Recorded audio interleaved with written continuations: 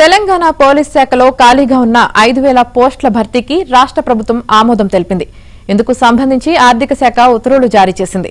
Police శాఖలో ఖాళీల పరిస్థితి, శాఖ అవసరాలు, ఆర్థిక భారం తదితర అంశాలను పరిశీలించిన అనంతరం నియామకాలకు పచ్చజెండా ఊపింది.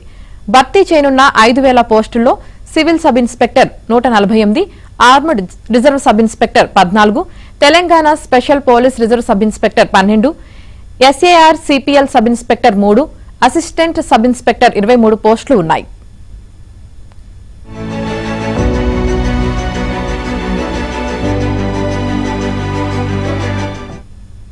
ఇక సివిల్ కానిస్టేబుళ్లు 3,697, ఆర్మడ్ రిజర్వ్ కానిస్టేబుళ్లు 1,052, ఎస్ఏఆర్ సిపిఎల్ కానిస్టేబుళ్లు 24, డ్రైవర్ కానిస్టేబుల్ 20, మెకానిక్ కానిస్టేబుల్ 7 పోస్టులు ఉన్నాయి.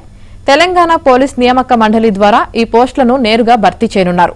ఇందుకోసం సంబంధిత శాఖల నుంచి స్థానిక కేడర్ వారీగా ఖాళీల వివరాలు, రోస్టర్ పాయింట్లు, విద్యా అర్హతలు తదితర సమాచారాన్ని సేకరించి వీలైనంత త్వరగా నియామక నోటిఫికేషన్తో పాటు పరీక్షల షెడ్యూల్ను విడుదల చేయాలని ఆర్థిక శాఖ ఆదేశించింది.